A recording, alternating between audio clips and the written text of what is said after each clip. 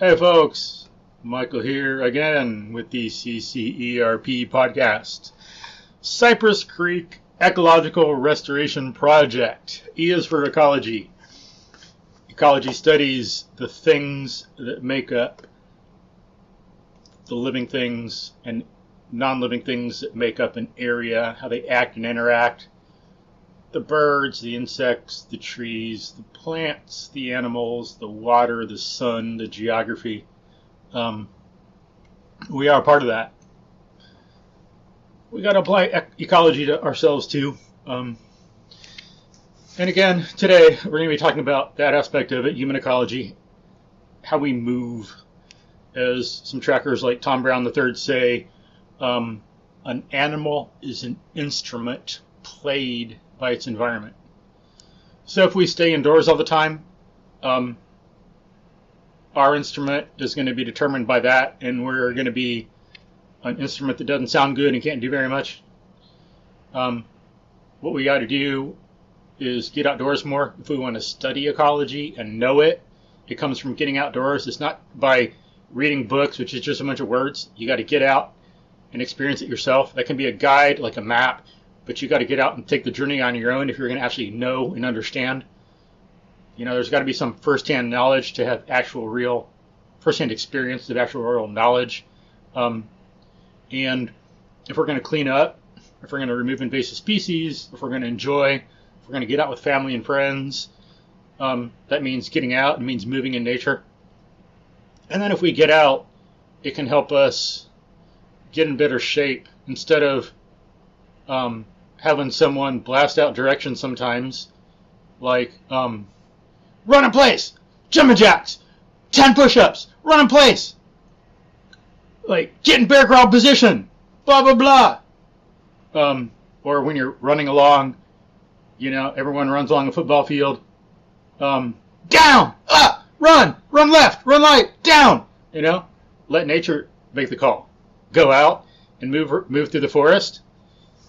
You know, there's an open space and you can move faster. Then you got to slow down to duck under some shrubbery, and nature's making the call, and it's the same thing. It's like duck, step over, go around the tree, crawl, walk real slow, run, jump over this, you know, stuff like that. Don't step here, step there.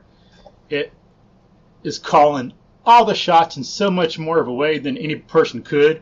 Where you put your feet, what you look at, how you position your body. So if you get out and let nature play you like an instrument, you'll have, you learn much better mobility, strength, attunement to the environment, mindfulness. So get out and do it, but, you know, we need to know good technique, not because we're dumb, but because we lost sight of that, just like I did. Without some of the training I've got in the last few years, I wouldn't know what I do, you know, that I know now. I used to be like pretty pathetic because I could barely walk on a manicured yard. Even that, I'd like stumble and be awkward. But because of natural movement, this MoveNat stuff, getting outside, going barefoot, I'm a lot more mobile and competent than I was before. I used to not have good balance. I was awkward, uncoordinated. It's like, I'm just shocked at the stuff I could do now. I would not have thought it possible. But, you know, it's because of MoveNat and the logical progressions they have. As I've talked about before, it's like very scientific in the way it's put together and structured. A nice hierarchical step-by-step thing. Kind of like martial arts for movement in general. You know, very methodical, very well laid out, thought out method of progressing step by step. But so we got Jack Mullaly again with us from way down under. He's ahead of our times. So we're way back on Wednesday, and he's like shot ahead on Thursday already. He's ahead of us. We're always trying to catch up. I mean, I'd like to think so, but you know.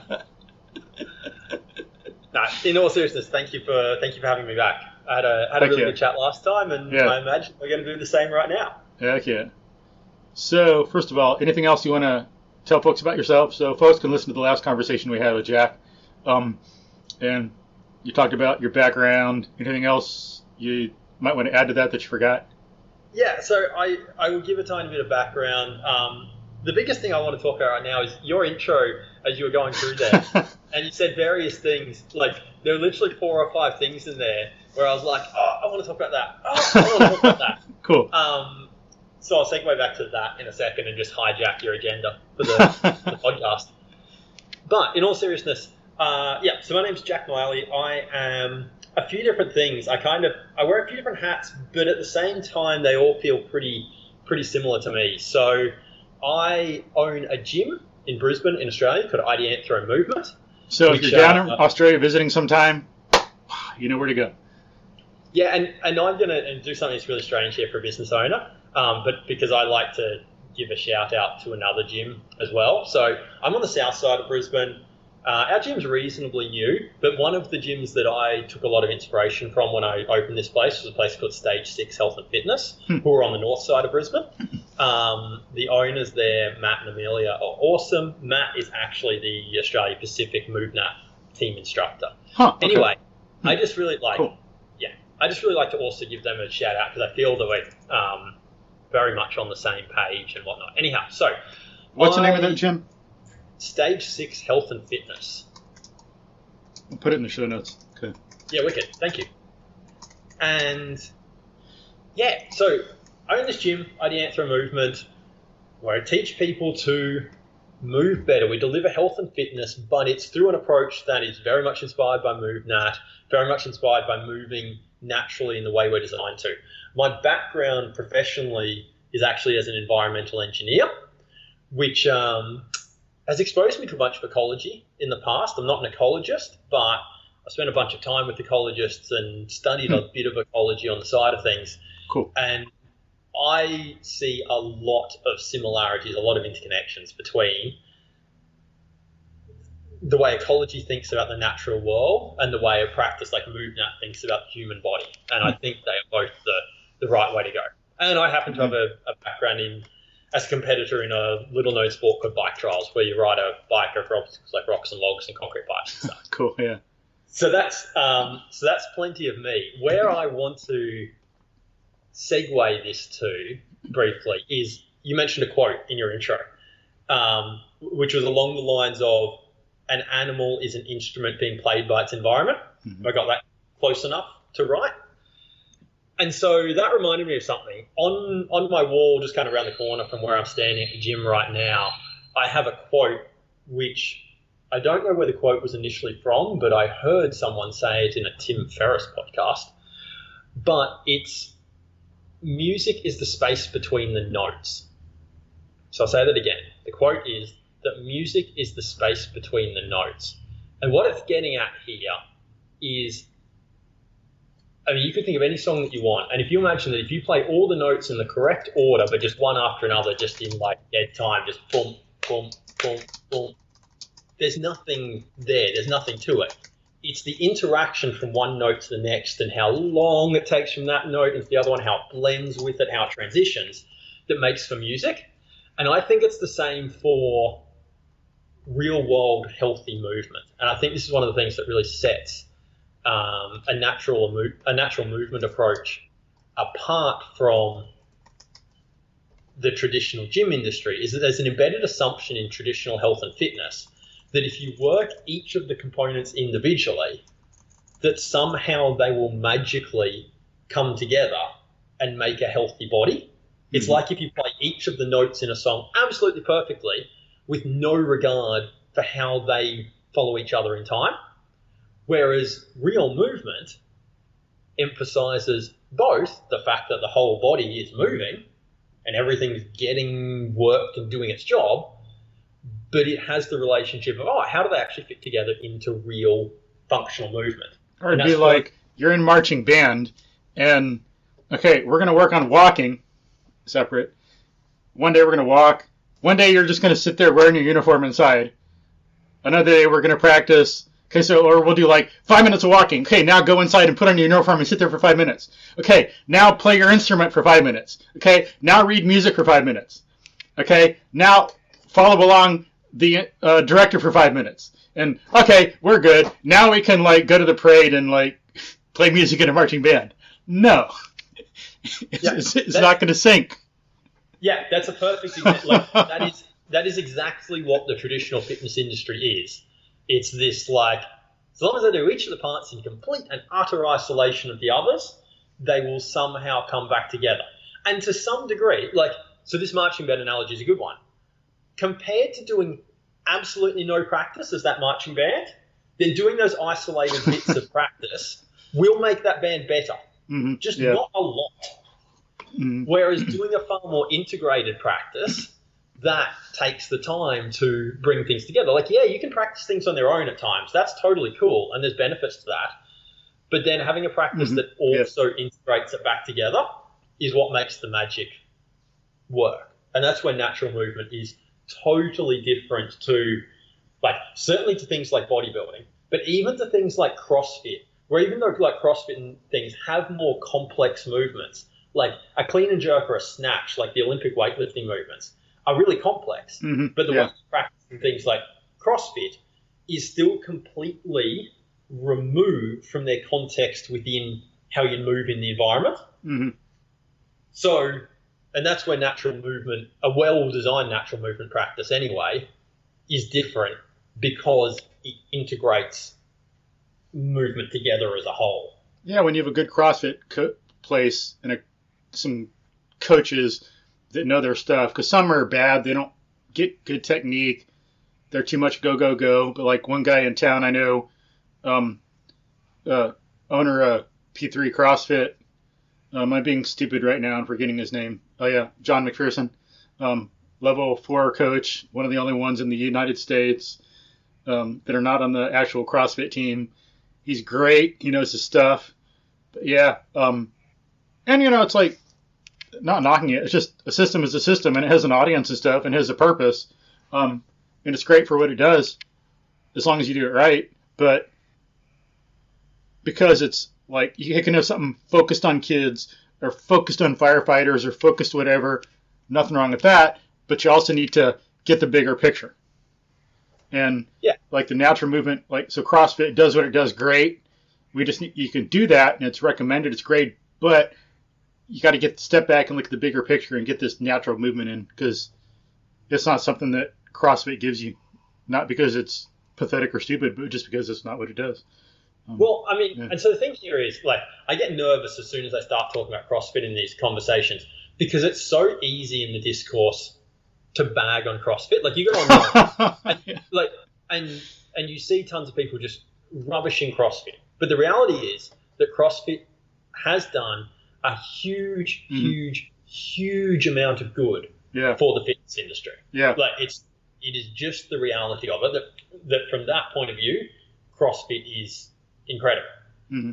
But it doesn't mean that it's perfect, and it doesn't mean that it's got all the way there. And so in my opinion, bodybuilding is better than doing nothing. If we're talking about health and longevity, so put these things aside as sports in their own rights. And if we're just talking about like health, longevity, getting out of pain, all that sort of stuff. And being helpful, like being able to help someone in trouble, like in a flood or in an emergency situation or in a car wreck, all these different variable situations that just come up. Yeah. So like, so bodybuilding is better than doing no exercise at all in these respects. CrossFit is better than bodybuilding.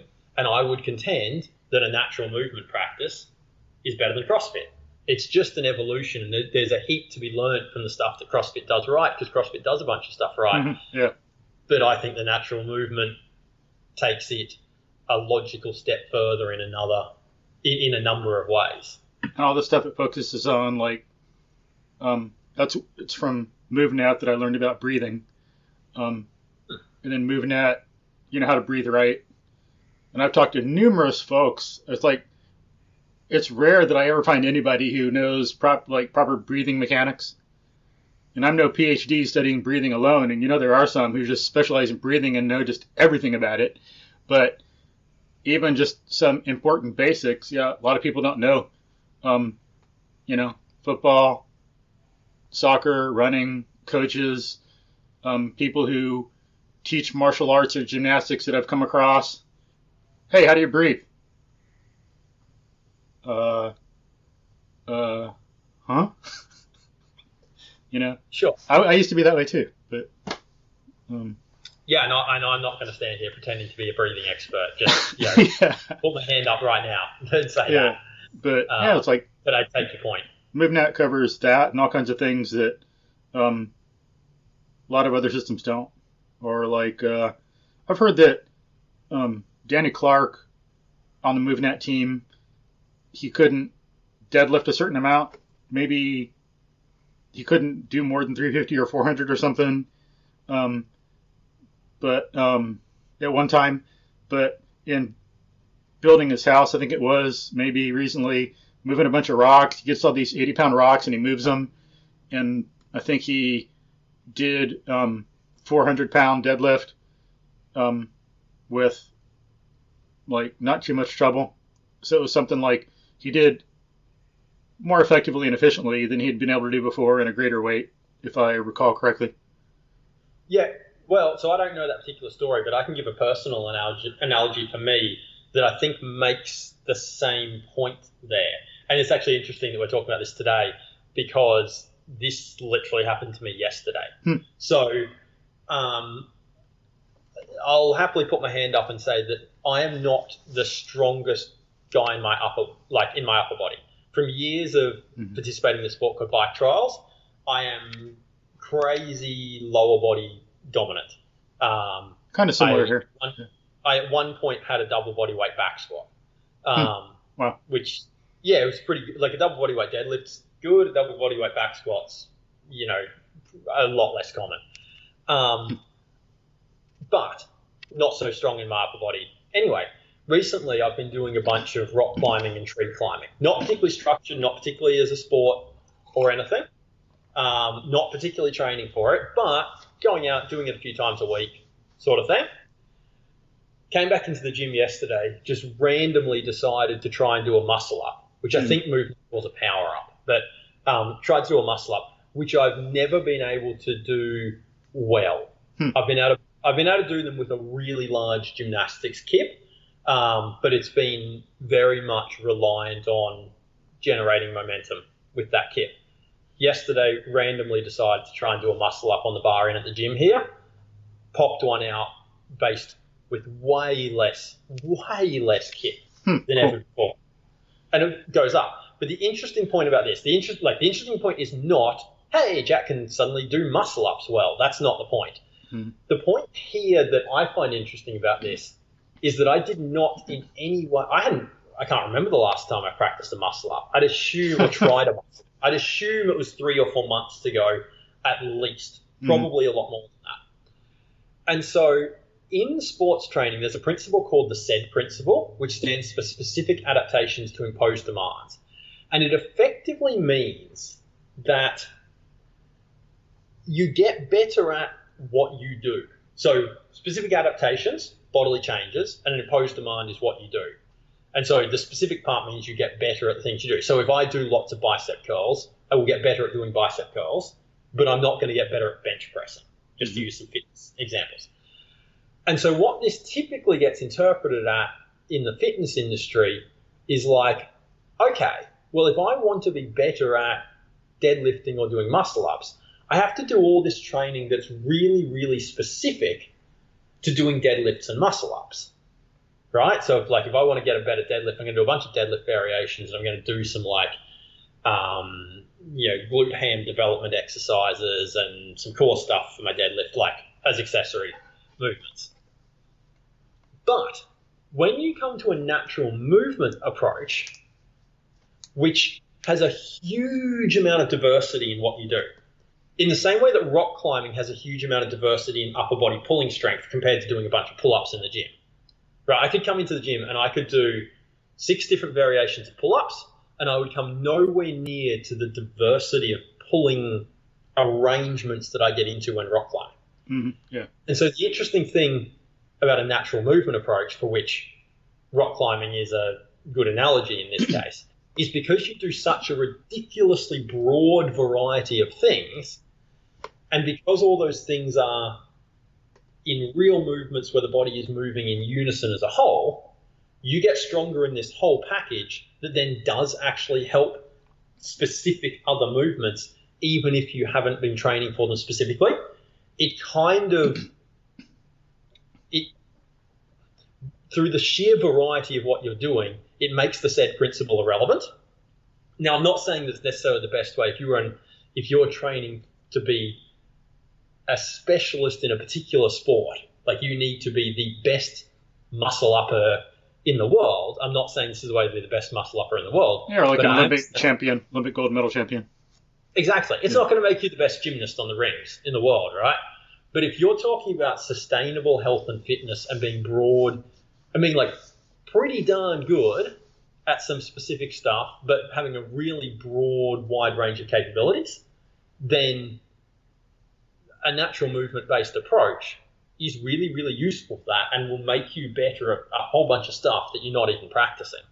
Yeah, I think like add more evidence to that.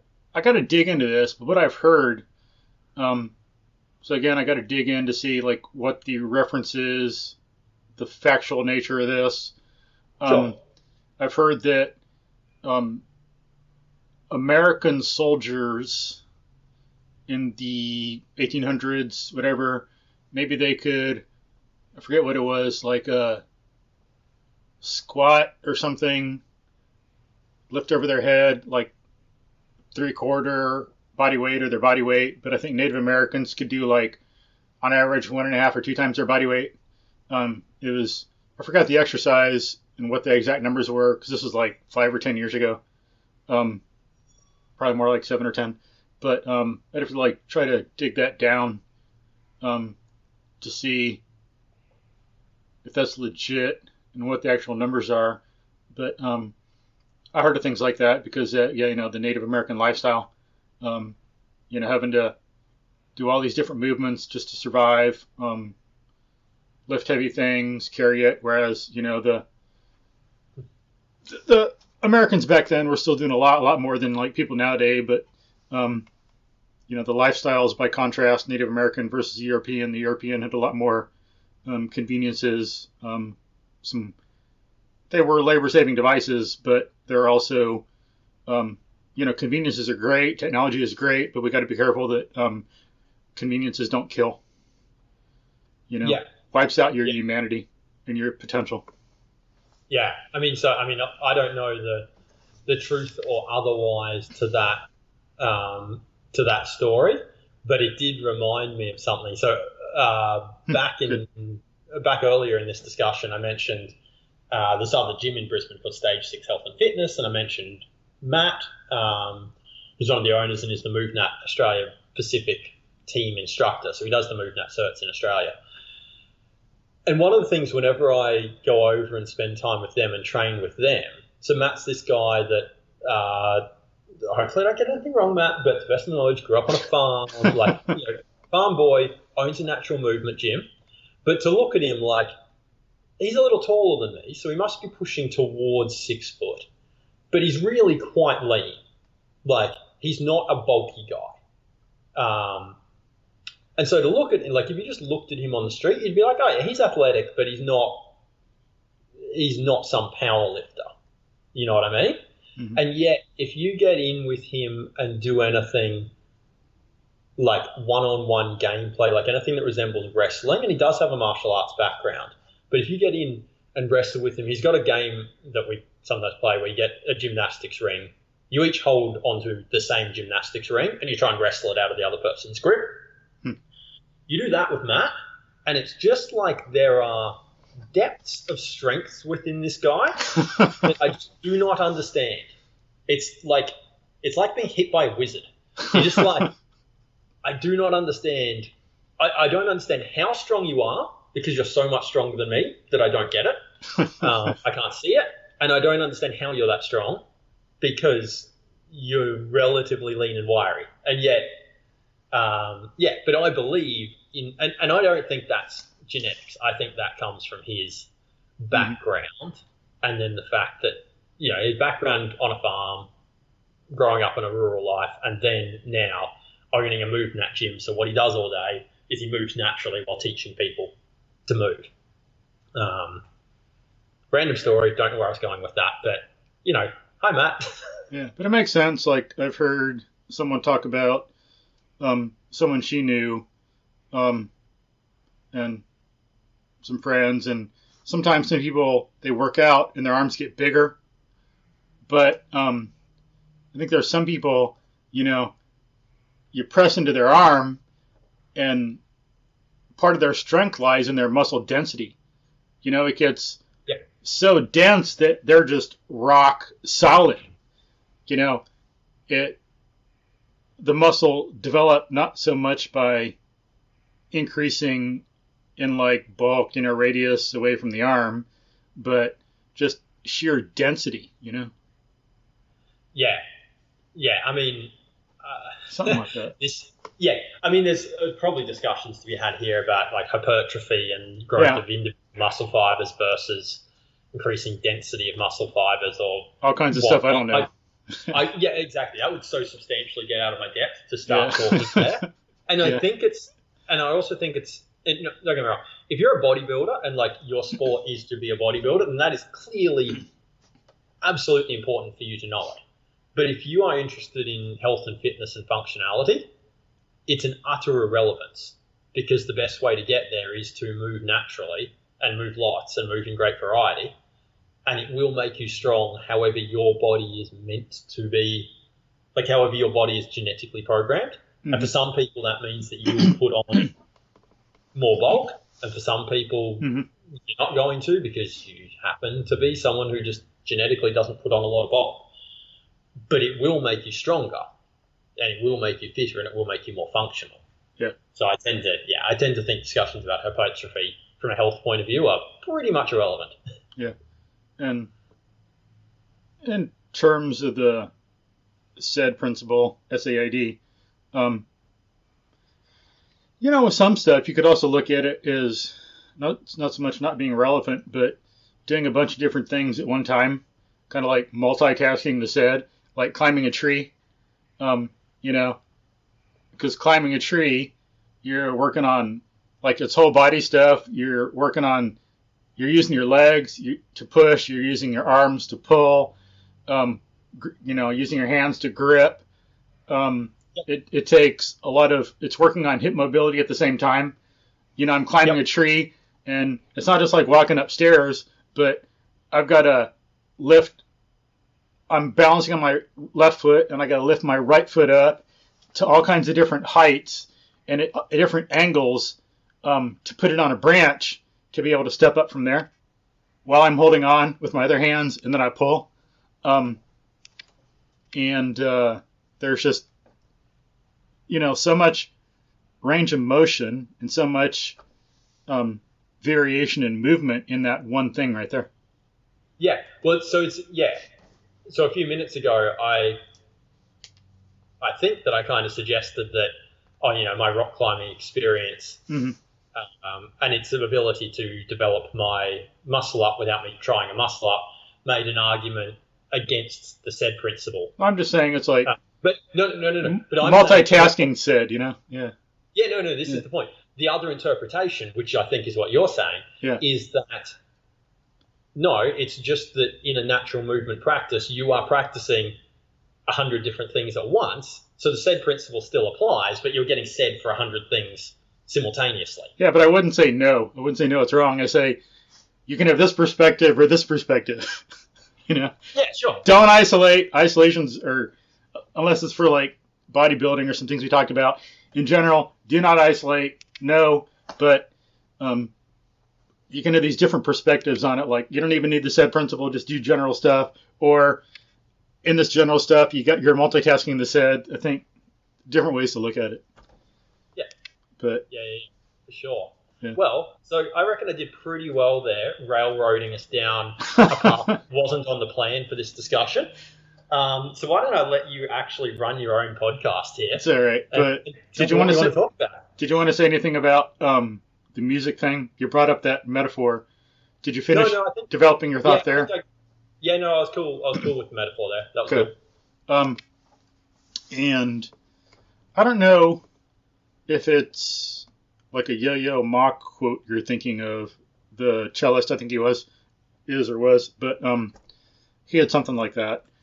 But Yo-Yo Ma said, again, it's been like a decade or more since I heard this, so I'm just paraphrasing, not getting it exactly right probably, but he said that a great musician doesn't pay attention only to the notes, but what you do between notes.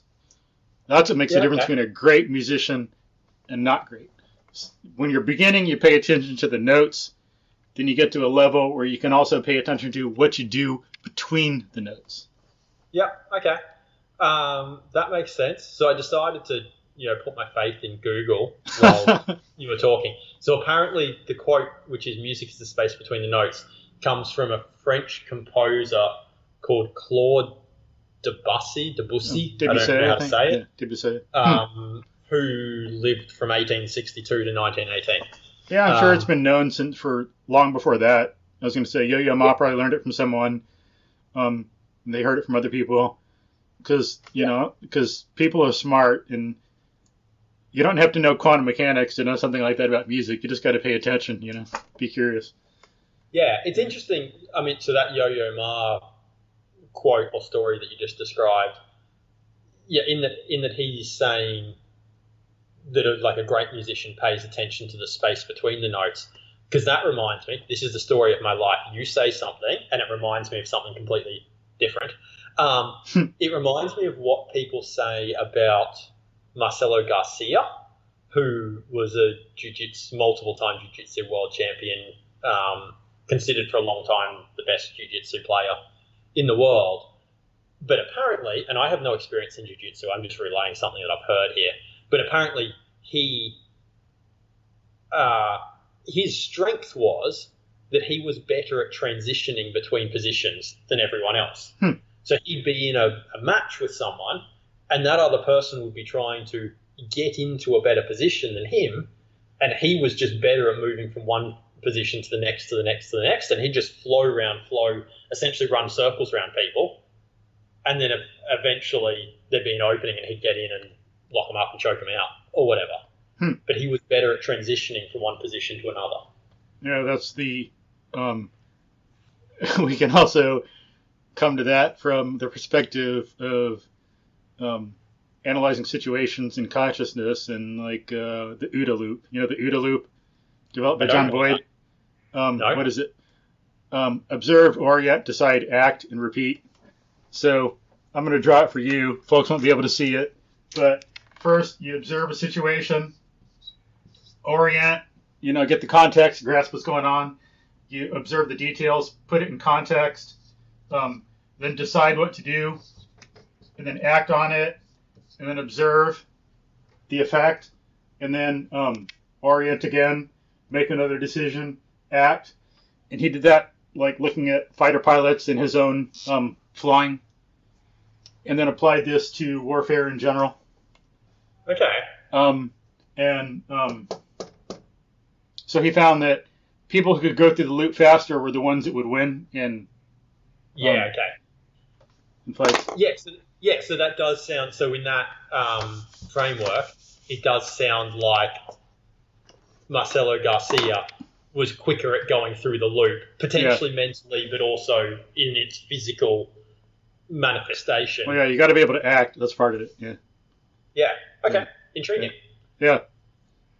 But so cool. And then to remind folks, some of this stuff is important in being able to do stuff outdoors. So, you can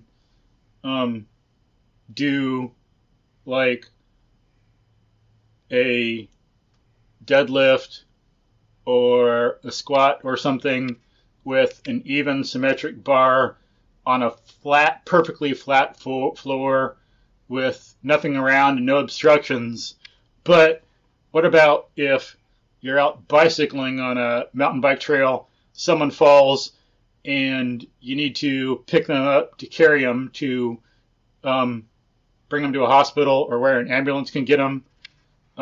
What about if someone is on their bicycle and falls and slips down a slope? Or even today, I saw some guy that might have needed help some people were out who were gonna do like construction project, and one guy had an instrument, and because he's not used to being outdoors, he did not properly assess the friction on a slope and the steepness of it.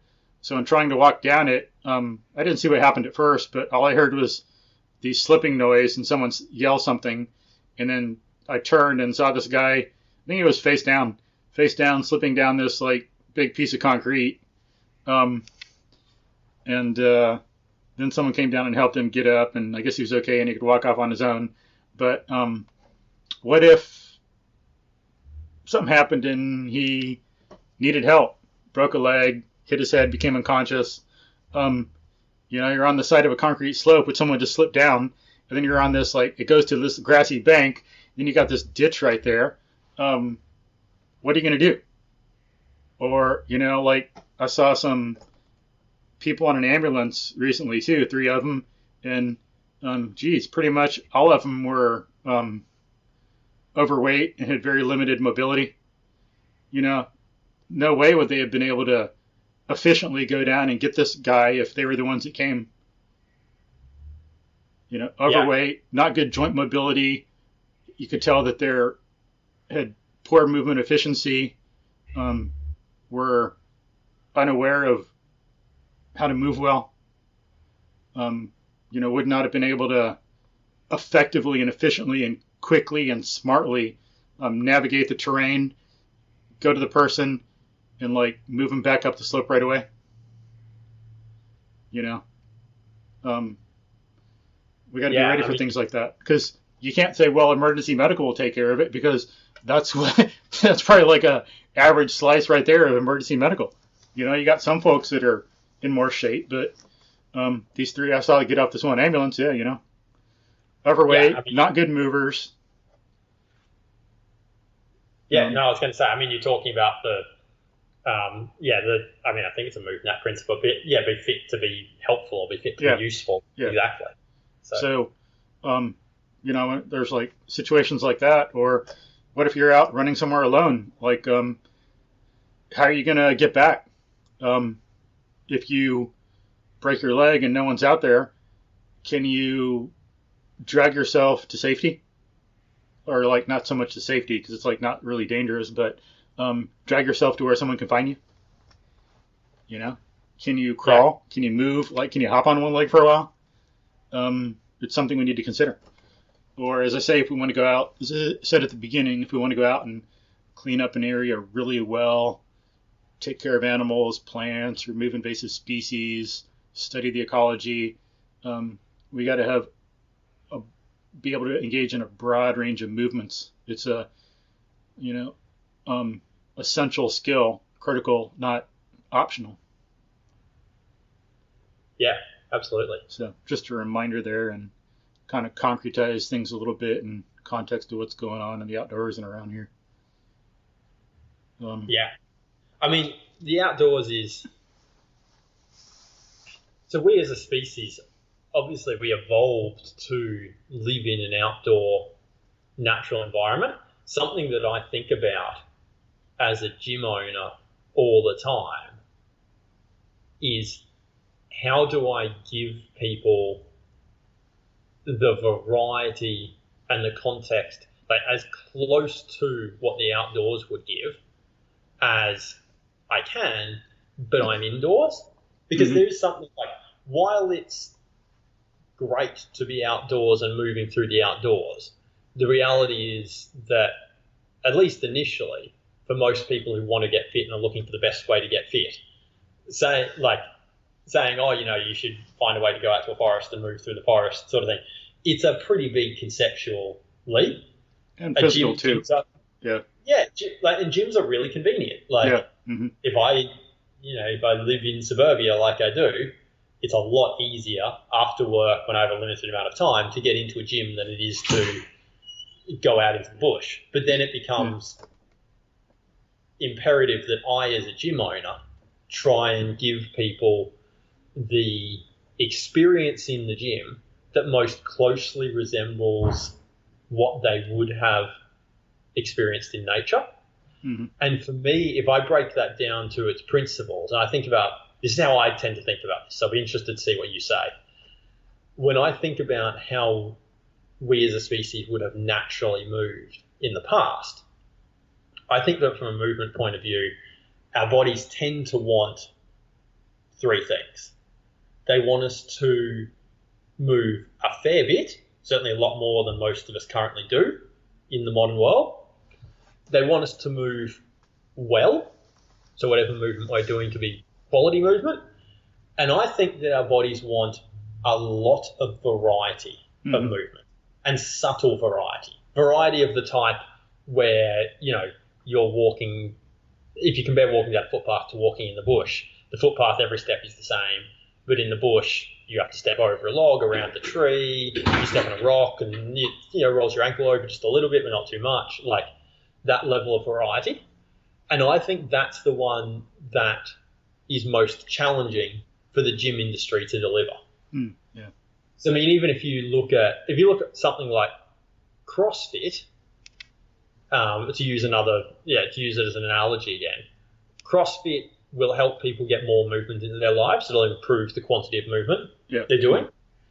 A well-coached CrossFit gym, which many are, will improve the quality of people's movement within those movements that they're teaching. But compared to moving in the natural environment, moving in a CrossFit gym, there's very little variety. So I think the biggest challenge for people wanting to step from a paradigm that they might be more familiar with, so like interval style training, circuit training, functional fitness like CrossFit, I think the biggest difference and the biggest challenge to step from that into a more natural movement-based situation is, how do you add variety into people's movement practice? Mm-hmm. And for me, I do that. I think that can be done in one of three ways, and I'm currently blanking on one of them. What is it? Okay, let's start talking, and I'll come back to it. Just think. I got it. So one of them is with environments. So that one's the hardest one in the gym, because you have what you have in the gym. So you can bring in different equipment, you can bring in different boxes and stuff and create the environment in the gym, but it's never going to be as diverse as the natural environment. But we can build more variety in with these other two things. One of them is tools that add randomization to it. So I, for example, sometimes if I'm practicing balance, I have a bunch of balance beams in the gym, but by the time I've walked on them each a few times, like, I'm pretty familiar with them, and I'm not getting a lot of variety from my 6 different balance beams or whatever. But so what I do is I have some reaction balls, so funny shaped bouncy balls that bounce in odd directions. And so I'll stand on the balance beam and I'll bounce it off the floor. And because it's going to bounce in a funny direction, I suddenly have to reach for it to grab it. Mm-hmm. That throws me off balance. I have to bring my balance back in. Mm-hmm. So as a gym owner, we can use tools to add variety into things we would otherwise have been doing. Mm-hmm. There's a whole bunch of other ways you can do that, but that's the principle there. And the third way then is to use other people. So one of the things that we do a lot in the gym is that we play games, because when you and I are playing a game, what you do influences what I do next. So if you consider the difference between if I had a tennis ball and I'm bouncing it against a wall, then there's not a lot of variety in how that ball's bouncing back to me. Because I have control of it, I'm going to throw it pretty consistently every time. But if you and I go and play a game of handball and you're trying to beat me at that handball, then the ball's going all over the shop. I have to lunge in different ways, I have to move in different ways, and that it starts to add more variety back in. So by all means, getting out in nature is ideal, and it's what we're evolved to do. But if someone's trying to get fit and moving in a real world environment, in an indoor environment, then I think the biggest difference and the biggest challenge is how to add the variety back in. And I would suggest that people get some tools that add randomization to their movement, like balls that bounce funny, but there's a heap of different things you could get. Mm-hmm. Or find other people to train with and then play games. because that will add variety to your movement. But importantly, play lots of different games. Because if you and I just played handball all the time, then there's only so many different movements in a game of handball. Mm-hmm. But if we play handball today and table tennis tomorrow and the ring wrestling game that I mentioned that Matt likes to play the day after that, and then different every day, then we get heaps of variety over time as well. Like tag, yeah. Yeah, exactly. Like play tag, play the floor is lava. Yeah. All sorts of different things. It adds awesome variety. Yeah, I think sometimes that's all some people can do in the context they're in, where they live, with their lifestyle. They don't have access to nature. Unfortunately, we're kind of primitive in that respect. Maybe when things are more advanced, we'll have little areas that are like 20 yards by 60 yards or something, where there's a bunch of trees and stuff, and it's called a gym, Well, so inside cities, but so here's an interesting point. I've toyed with the idea that this is something I might like to do in the future. So currently my gym is in a shop front space, effectively, in a commercial area. So I'm in with all the other shops around here. But once you leave this commercial area, this little shopping precinct, effectively, you've got houses all around it. And the area that I live in, because it's an older suburban area, has quite big blocks, often 800 square metre blocks. I don't know what that is in square feet or anything for our American viewers, but it's pretty large. It's a decent sized block for inside a city. You going to do the conversion for me? Yeah, 800. Go ahead. But anyway, the point is, I can see a future where it would be good to have a gym that's actually on what's currently a house block, and to convert the house into an indoor area for a gym, because there are benefits to having indoor areas for gyms, but then to have all the open backyard space somewhat planted out, somewhat designed with like pseudo natural movement obstacles and the like, to bring, kind of as you're saying, a bit of nature back into the suburban context. Mm-hmm. Yeah, 800 square meters is about 950, 1,000 square yards. Yeah, okay, makes sense. Yep.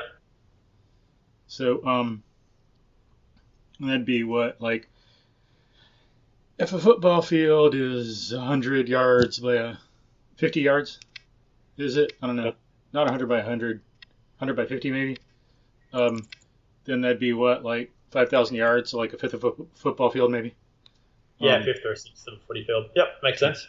But, so yeah, absent that, and because some people can't get out in nature, unfortunately, because of parks and stuff, and the way culture has developed through the centuries, sometimes you have to go to a gym. And then just as going barefoot, transitioning from shoes to barefoot, I think it's important for some folks, most folks, to go to it via a gym, learn the movements in a safer environment. Your skin and nervous system have to get used to these things, like going barefoot in more of a controlled place first before you get outside. Let your skin have time to develop. Be better using some metal bars or wood bars to do some hanging and pull-up stuff before you get something rougher, like some tree surfaces, like some oak. Yeah, I mean, I don't know. Like the idealist in me would love if it was possible that we could just say to people, go out and move more in nature, and everyone could do it. But the gym owner in me certainly knows that many people who come and see me are going to be far more comfortable, at least starting their journey in this space in a gym or in a controlled environment, or dabbling with it themselves at home rather than out in the forest. And that's, I totally get that. It's cool. Clearly, I get it. I own a gym. Yeah, and it makes it easier to go from what you know to what you don't. The outdoors is, to a lot of people nowadays, unknown, strange, scary. So they can start making the transition through the gym, just like the thing, like I think we talked about, like unconscious incompetence. Yes. Conscious incompetence, conscious competence, unconscious competence. The gym Yep. helps you make that transition. So Yeah, from conscious and to conscious. Yeah, that makes sense. Yeah, I see the way I like to put it is, first we're stupid and we don't know it. Then we're like, oh snap, God, I'm so stupid. Then it's like, okay, I can do it. And then it's just second nature and it's habit. Yeah, well, it's interesting that you mentioned that because I was reflecting on last time we spoke and like trying to give advice for people wanting to start going barefoot outdoors. And one of the challenges with that for me is that because I do it a lot now and have been doing it for quite some time, was I would suggest that I'm at the unconscious competence phase for that particular thing. So then trying to re-engineer, well, hang on, what are the things that I'm actually that I was once conscious of? Was an interesting experience trying to re-engineer that. Yeah. That's the important part for teaching, knowing how you develop. It's one thing that makes some people not be able to teach well. They get to unconscious competence, forget where everything came from, and then they're like, how do you not know this? Yep. If you don't know, I can't teach you. And I stumble across things like that sometimes when I'm teaching people, even still, where someone comes in and just for whatever reason, that particular thing challenges them in a way that I didn't expect or I haven't seen before, I haven't seen recently. And there's that moment where you're like, oh, hang on, right, okay. Well, we're going to have to adjust it in this particular way. But that's what a good coach should be able to do, is to adjust on the fly, even when they're caught off guard. And that's the danger of specializing. People get into the unconscious competence because they just have one career and don't do anything else, and they forget what learning's like in general.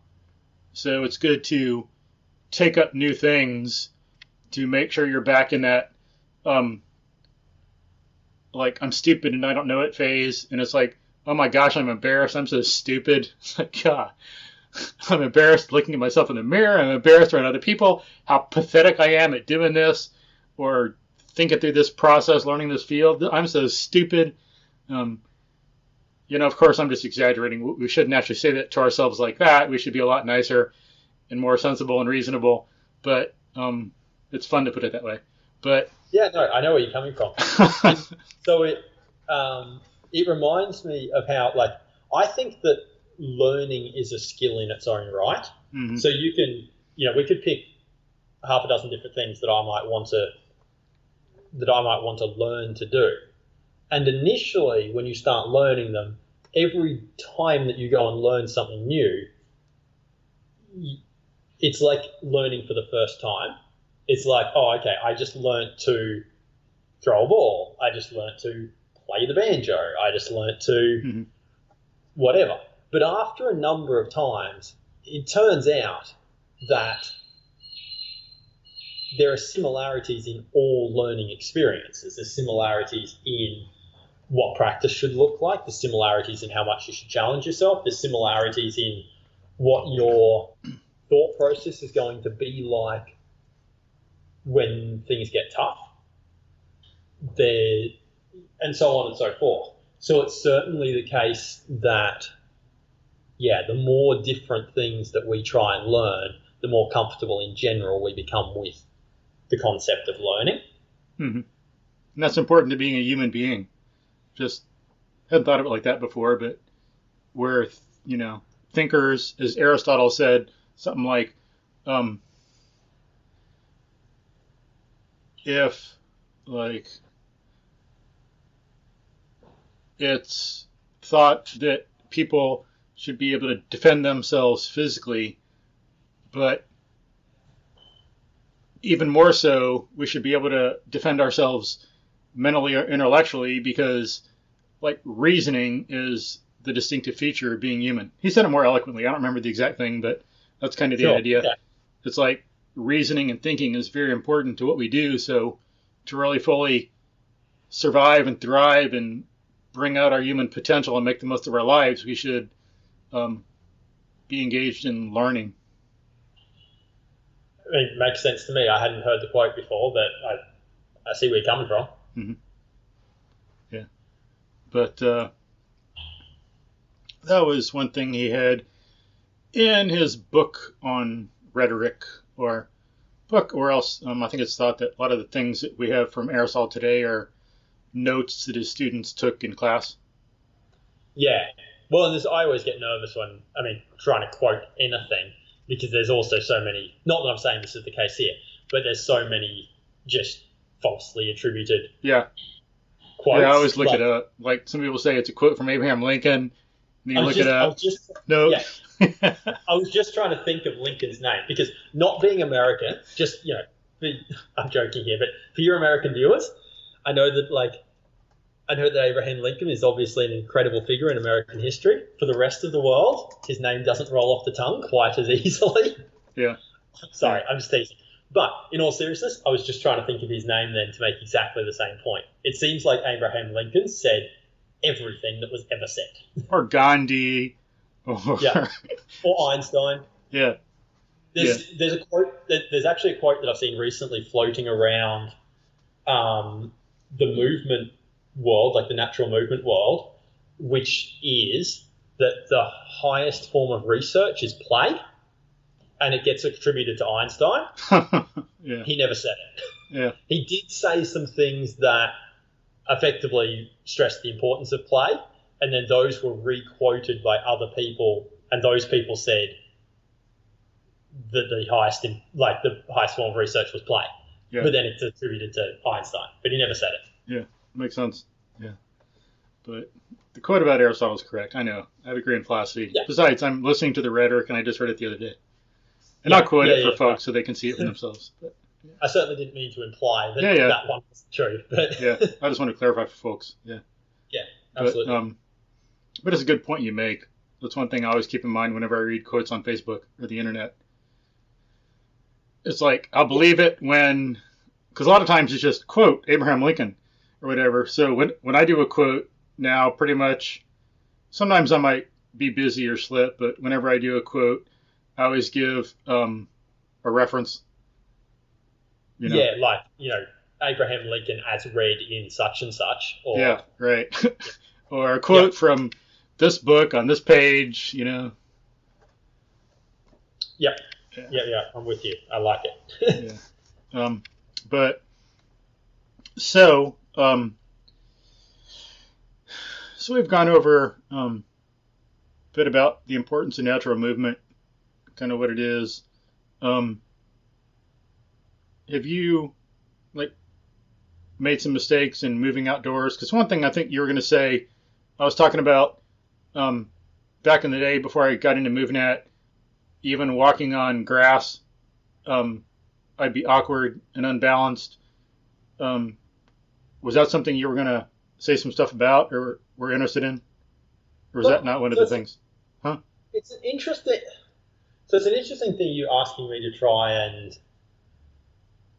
think of times that I made mistakes in the natural environment. Because I can list a bunch, but I'm trying to figure out how I make that a useful anecdotal story for people. I think the reason I'm struggling with this a little is because when we move in the natural environment, when we move outdoors, there are so many different possibilities of what may confront us, as we're moving, that I can give you a list of here was the time that I tripped over a log. Here was the time that I whatever. But they're just random anecdotes out of 1,000. Mm-hmm. And so it's more like there's a meta skill here that develops over time, which is your pattern recognition starts to pick up unconsciously a whole bunch of different things that are going on. So I was struggling with what's the I think some things for me anyway. This will give you some time to think. Maybe you can segue off this, but okay. Some things, as I say, that helped for me were learning some technique for something and having that logically and naturally develop from an earlier movement, easier to something later, like going from white belt to black belt. So having technique for something, having it in a whole progression of movement advancement from easier to harder, and being mindful. Some of those things have been very helpful, and I couldn't do what I do without those. Just like the walking thing on grass, getting the idea that, because if you're like that, naturally what people are going to do is, I don't feel comfortable, I'm going to walk on flat ground. And a lot of people walk on flat ground all the time, so they're forcing themselves into that situation. But then I'm reading this and that, and people point out how walking on uneven terrain helps your nervous system and your brain. And so, okay, yeah, I get that. And so I'll do that because it's makes me a better person, better human, better rational animal overall. You can see how that makes sense. And so I do it. And then, then learn ways to do it smart. Don't just get out on, some people might think, oh, well, if the grass like that is good, then if I make it even more uneven and rough, then it must be even better. And let me go fast. Well, no, we got to logically progress into this. So how do I start going barefoot? How do I go from walking on flat surfaces to walking on rough? We got to have logical progressions for each of those. And then you got to think that you can't take things in isolation, just like the muscles, skills. You got to look at, okay, well, part of the issue is not just walking on flat ground out of nowhere, but, balance and core strength, use of the arms. So those are some of the things that I've gotten out of MoveNat that have helped me develop from the pathetic, worthless wannabe mover that I was before to where I am now. Sure. So so I like that, and you've given me 3 things that I want to try and talk to here. But based on how our conversations go, we're going to get really in depth in the first one and probably forget about the others. Cool. But let's first one. So I agree entirely with you that having logical and sensible progressions, particularly when we're reteaching things to adults, is super useful. And so I hear you and agree entirely, and I can see the benefit that you got from having the progressions embedded in MoveNat to help you learn these skills. I do find it interesting, though, that if you look at how kids learn this stuff, and I've got a 17-month-old daughter, so I spend a bunch of time with her, watching her learn how she moves, is that while there is definitely an order within which stuff develops, it's not necessarily naturally taught to us. Mm-hmm. So my daughter, so there's a move in MoveNat called a tripod vault, which is effectively, if you think about how you'd probably climb over a fence if you had to do it, that's a tripod vault, most likely. There are other options, but pretty good chance, 5 out of 10 of you are now thinking of a tripod vault. My 17-month-old daughter has all of the patterning for a tripod vault. She doesn't use it to go over things, but she uses it to climb onto things, like the couch and the chairs and the kitchen table. But I didn't teach her that. Yeah. I do not teach her that. She learned that intuitively. She probably saw me do stuff and worked it out, but that pattern came, in inverted commas, naturally to her. Mm-hmm. Similar thing is, I was saying before, I've been doing a bunch of rock climbing recently, and I take my daughter along and she watches. She runs around madly, but she spends time in a climbing gym and watches people. And I recently took her to the park the other day, and for the first time she climbed up the little rope ladder thing up onto the playground.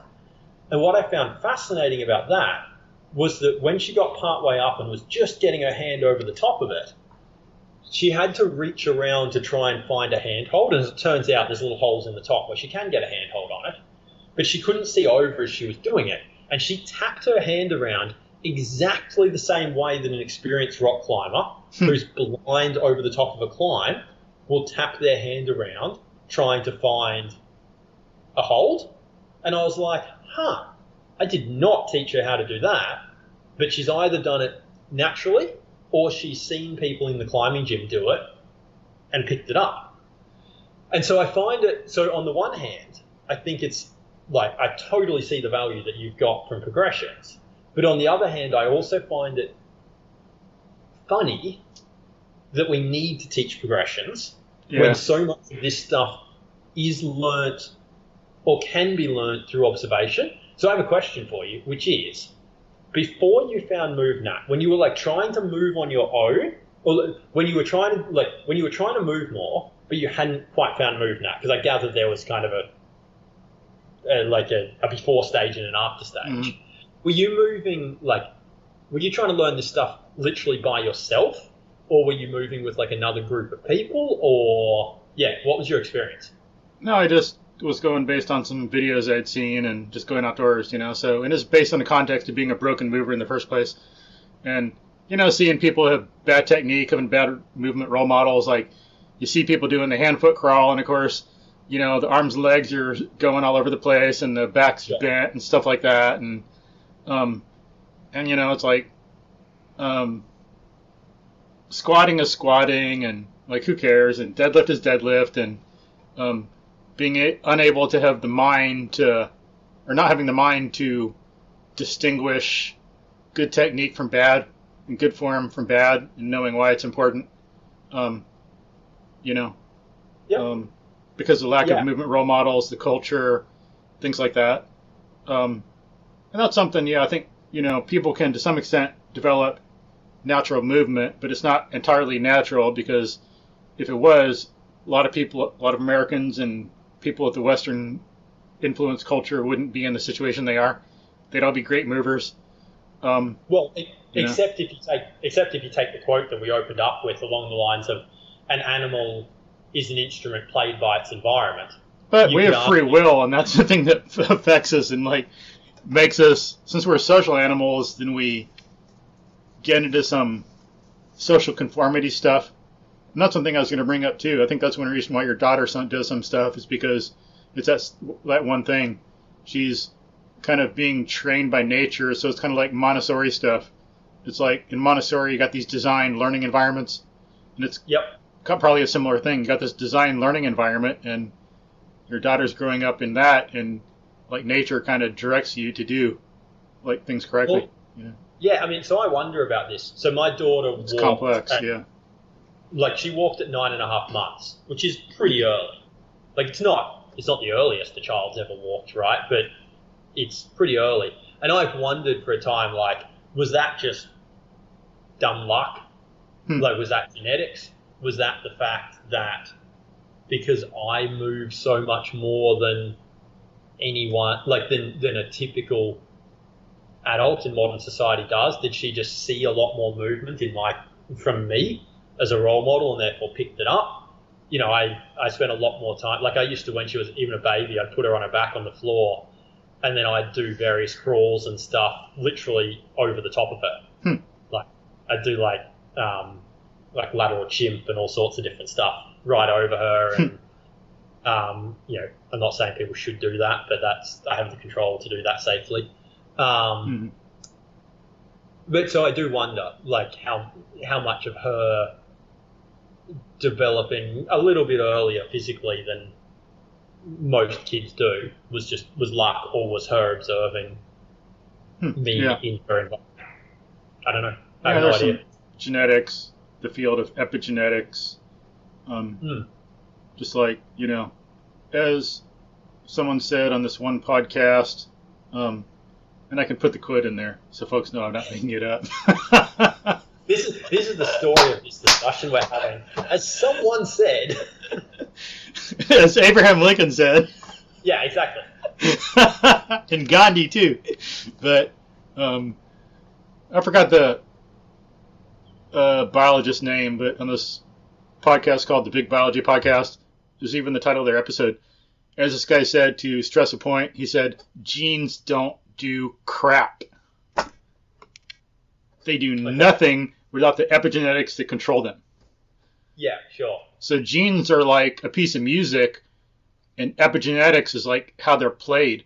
So maybe someone can choose not to play a note or to play it, or you can get one piece and play it as jazz, or play it as classical music, or play it as the blues, or play it as like rockabilly, or 70s rock and roll, or rap, or some piece of like just cacophonous mess. It's the same piece of music though. Yeah, I mean, and so maybe that's the case here with my daughter like this. Maybe it's the case that she and every other baby has this in her DNA, and I just, by complete accident, played her DNA the right way that she walked a little early. Yeah. I have no idea. Yeah. But coming back to movement progressions and like learning through viewing others, something that I try and do in the gym in my teaching style is, even though there absolutely are progressions. So for something like a tripod vault, there are a number of steps I can take an absolute beginner through to build up into a tripod vault. But something that I do, rather than just spoon feeding it necessarily and being like, okay, you're going to learn this one, then you're going to learn this and learn this, I will often demonstrate things to people and then ask questions. So I'll be like, okay, I'm going to show you this particular move, and then I pose a question about like, what's the pattern, what might be the challenging part of this, how could you make that easier? And I try and get people to think about like how they would work it out for themselves. Yeah. So a favorite of mine is when I teach people to throw for the first time, because I have a bunch of people who haven't a bunch of members who didn't learn to throw well when they were younger. I teach them to throw, and the way that I almost always start up teaching throwing is I'm like, okay, I'm going to throw a ball, and I want you to tell me where the power comes from in the throw, and I show them, and that always opens up a discussion. Sometimes they get it, sometimes they see that the movement starts at the hip, or down in the lower down in the body. Sometimes they don't. But it always then opens up a discussion where they get more out of it than if I just said, okay, the first thing you got to do is move your hip. Mm-hmm.